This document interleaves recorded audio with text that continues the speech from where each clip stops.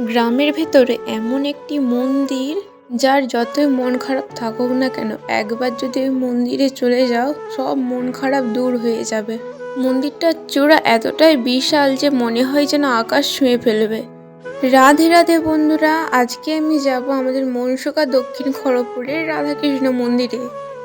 তাই রেডি হয়ে একটু তিলক সেবা কেটে ও বোনেদের দিকেও একটু তিলক সেবা কেটে এবার বেরিয়ে পড়েছিলাম। মন্দির থেকে যেহেতু আমাদের বাড়ি খুব একটা বেশি দূর নয়, সে কারণে পায়ে হেঁটেই চলে গেছিলাম সবাই মিলে। যেহেতু আজকে রবিবার ছিল, সে কারণে অন্য দিনের তুলনায় আজকে ভিড়টা একটু বেশিই ছিল। আগে এই মন্দিরে ডেইলি আসা হতো, এখন আর খুব কমই আসা হয়। যতই মন খারাপ থাকুক না কেন, ওই মন্দিরে যেয়ে একটু বসলে কিছুক্ষণ সব মন খারাপ দূর হয়ে যায়। প্রায় অনেক দিনই যাওয়া হচ্ছিল না, সেই কারণে সবাই মিলে ঠিক করলাম যে আজকে একটু মন্দির থেকে ঘুরে আসবো। তোমরা অনেকেই আমাকে জিজ্ঞাসা করো যে মন্দিরটা কোথায় এবং কটার সময় এলে ওখানে মন্দির খোলা থাকবে। মন্দিরটা হয়েছে মনসুকা দক্ষিণ খড়গপুরে। মন্দিরটা খোলা থাকে সকাল 7:30 থেকে 10টা পর্যন্ত, আর দুপুরে খোলা থাকে 12টা থেকে 1টা অবধি।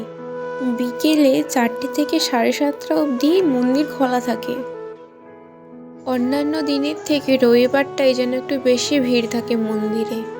যেহেতু রবিবারটা একটু ছুটির দিন, সে কারণে একটু ভিড়টা বেশিই হয়।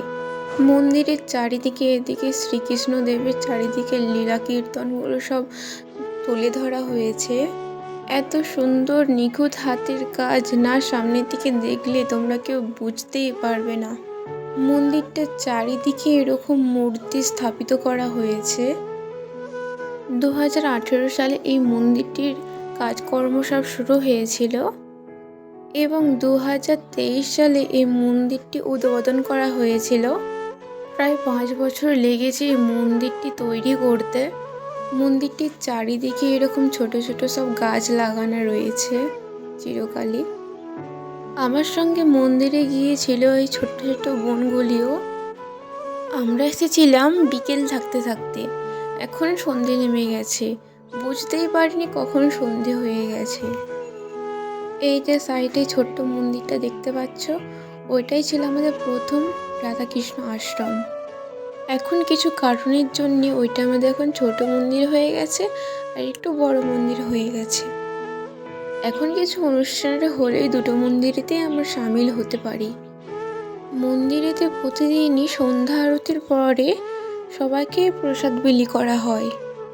এমনিতেও মন্দিরেতে ছোটোখাটো সব অনুষ্ঠান হলে, যেমন জন্মাষ্টমী, ঝুলন ইত্যাদি সব পালিত করা হয়। মন্দিরের বড় অনুষ্ঠান বলতে দোলযাত্রায় হয়। দোলযাত্রায় 1 সপ্তাহ ধরে অনুষ্ঠান হয়, আর 1 সপ্তাহ নারায়ণ সেবার বন্দোবস্ত থাকে সবার জন্যে। আমরা যেহেতু গিয়েছিলাম রবিবারে, সে কারণে সন্ধ্যা আরতির পরে সবার জন্যে প্রসাদ বিলি করা হচ্ছিল। সে কারণে আমরা নিয়েছিলাম প্রসাদ নিয়ে এখন যাব বাড়ি। এখন বোনের আবদার জেগেছে, তাকে খাবার কিনে দিতে হবে। ওখানে সামনে একটা দোকান থেকে ওকে ফ্রুটি কিনে দিলাম ও আমরা চিপস কিনে নিয়েছিলাম। চিপসটা খেতে খেতে এবার আমরা যাব বাড়ি। আজকের জন্য ব্লগটা এই পর্যন্তই, দেখা হচ্ছে নেক্সট কোনো ব্লগে। টাটা।